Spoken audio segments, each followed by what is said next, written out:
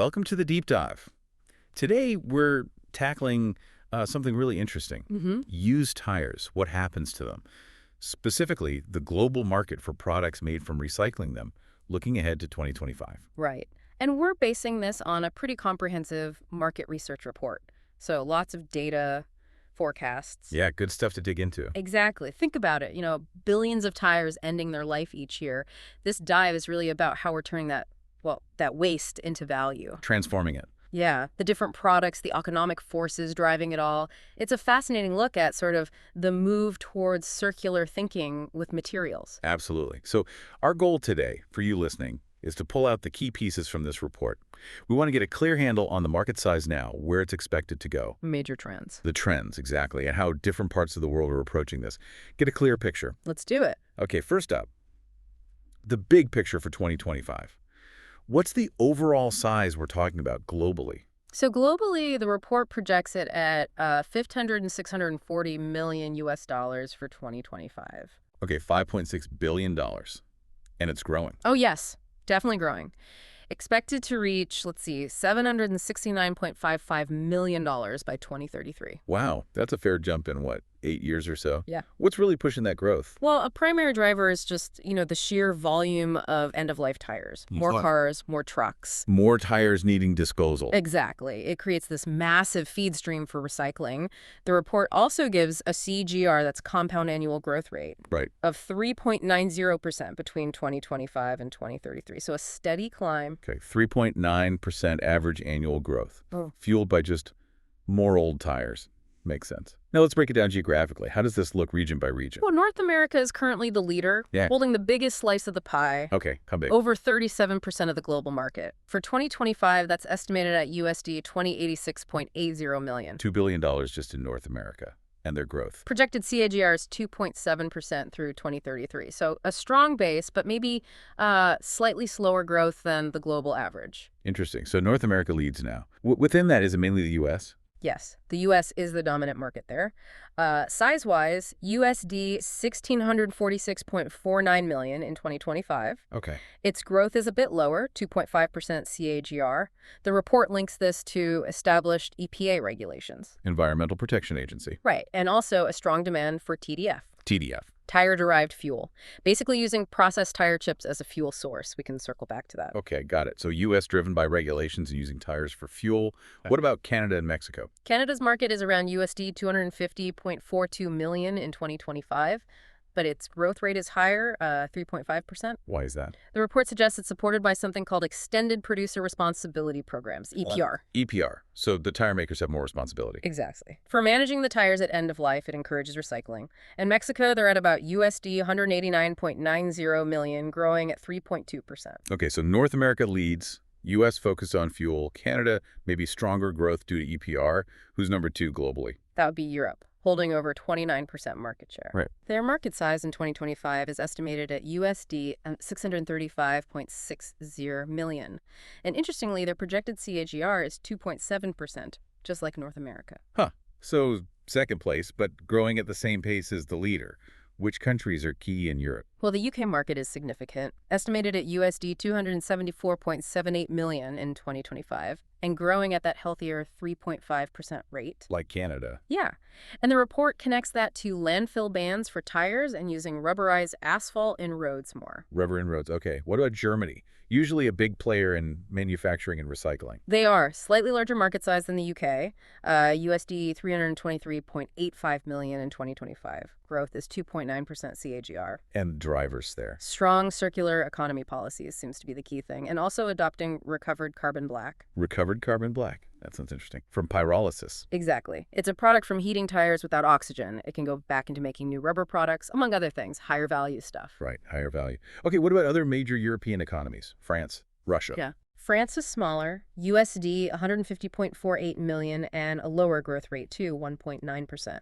Russia's market is larger, USD 253.52 million, but also slower growth, 1.7%. Okay. Then you have Italy at about 140 million, Spain around 134 million, both with TGRs near 2%. So quite varied across Europe. Very varied. The report lists figures for Sweden, Denmark, Switzerland, Luxembourg too, all showing modest growth, and then a rest of Europe category around 229 million, but with slower growth overall, 1.4%. So a mixed bag in Europe. Some standouts like the UK and Germany driven by specific uses and policies. Now, where's the really fast growth happening? That's Asia Pacific, Yeah. APAC.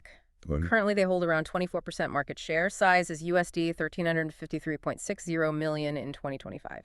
So third place currently. Third place in size, yes, but it's projected to be the fastest growing region by a significant margin. We're talking a CAGR of 6.6% from 2025 to 2033. 6.6%. That's quite a clip. Yeah. More than double North America and Europe. What's fueling that? Several things. Rapid industrialization, urbanization. More cities, more cars, more infrastructure. You got it. Which means more demand for vehicles and infrastructure materials, and then down the line, more tires needing management. Plus, governments in the region are increasingly supporting the circular economy. Right, policies catching up. Which countries are the ones to watch in APAC? China's huge naturally. Market size of USD 568.51 million in 2025, growing at 6.1%, driven by government incentives and that urbanization factor. Right. But look at India. Their projected growth is even faster, an 8.5% CAGR.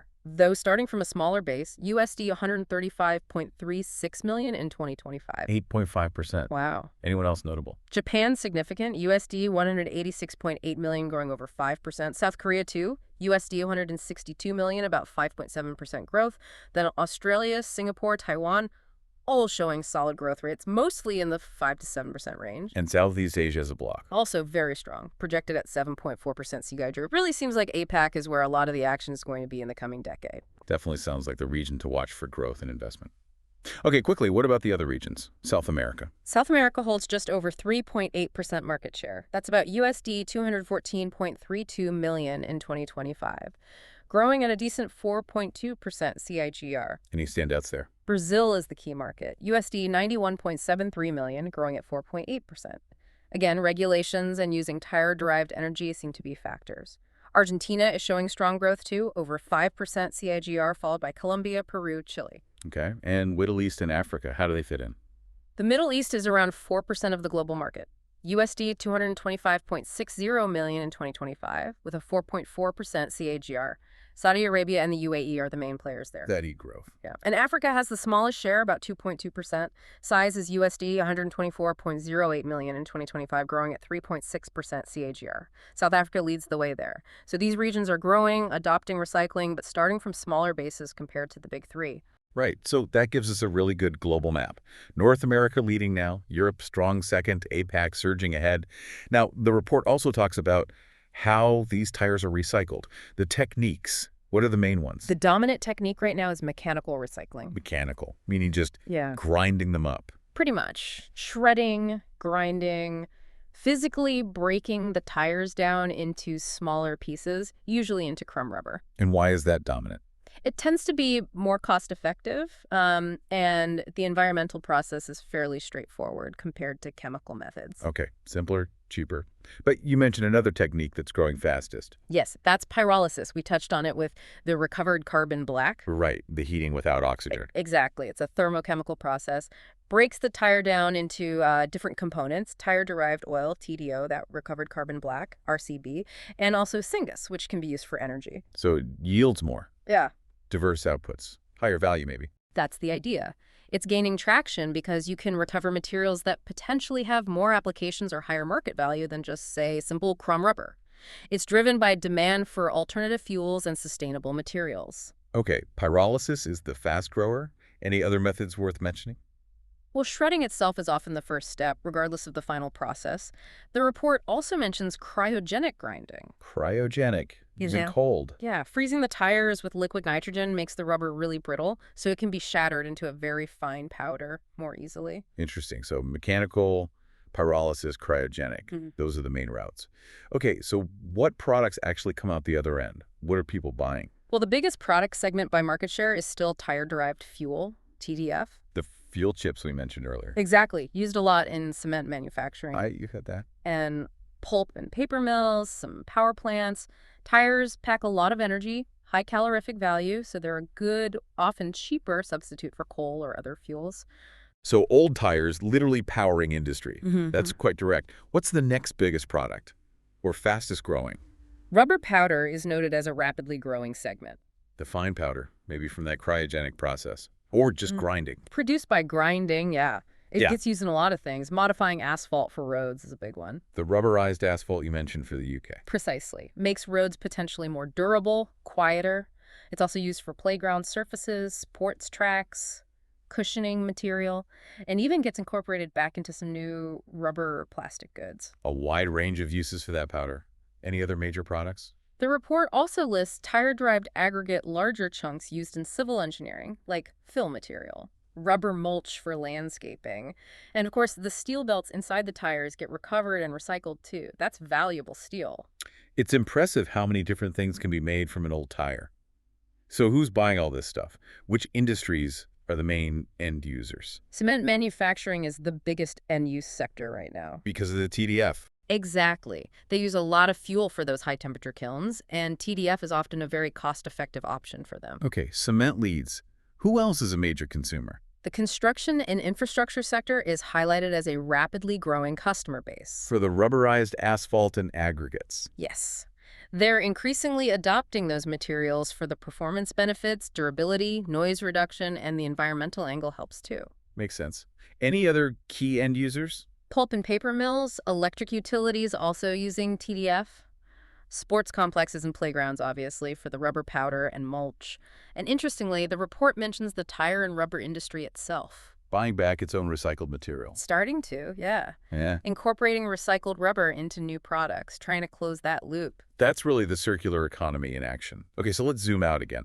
What are the fundamental forces pushing this whole market forward? The main drivers? There are a few key ones. Definitely increasing environmental concern is huge. Pressure to reduce landfill waste. Right. Nobody wants mountains of old tires. Exactly. Then you have stricter regulations and government incentives actually pushing recycling, making landfilling harder or more expensive, and rewarding recycling efforts. The stick and the carrot. Pretty much. Then there are the advancements in the recycling tech itself, pyrolysis getting better, devulcanization processes improving. Devulcanization, what's that? Basically trying to reverse the vulcanization process that makes tire rubber so tough to make the reclaimed rubber easier to reuse in higher value applications, more like virgin rubber. Okay, better tech, making better materials. Right. And finally, just a rising demand across industries for sustainable materials. Construction, automotive, they all want greener options. Recycled tire products fit that bill. So environment regulation, technology, and market demand pulling it forward. Sounds like a strong combination. Are there things holding it back? Any restraints? The report points out a couple. One is the high initial investment cost. Setting up these recycling plants, especially for advanced stuff like pyrolysis, isn't cheap.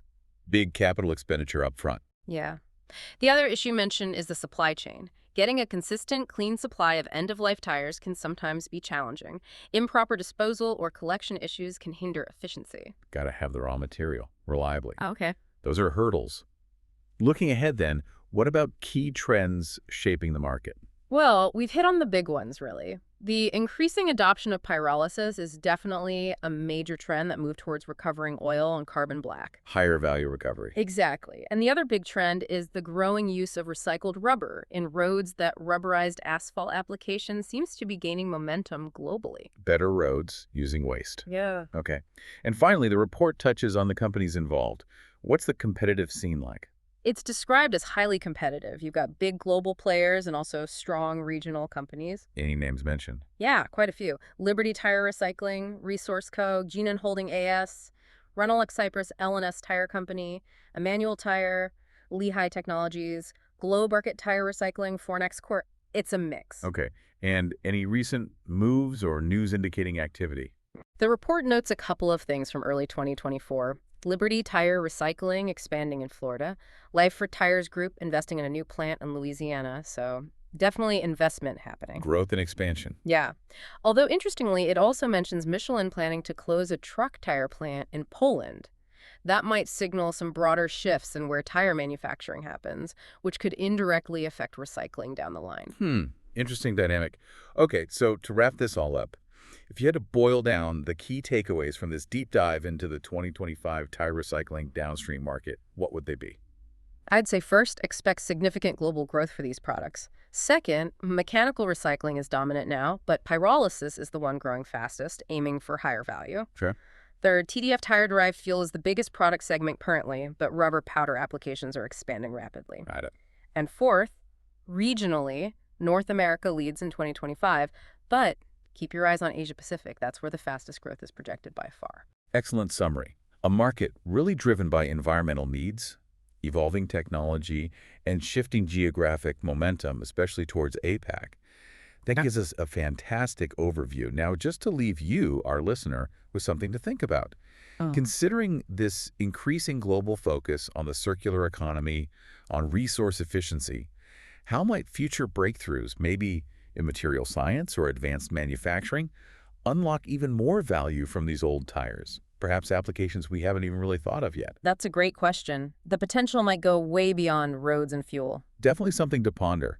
If this has sparked your interest, you could dig deeper into specific technologies like pyrolysis, or look at the market dynamics in a particular region like APAC, or even check out the sustainability reports of some of those companies mentioned. Lots more to explore there. Absolutely. Thanks for joining us for this deep dive. Thanks, everyone. We'll catch you next time.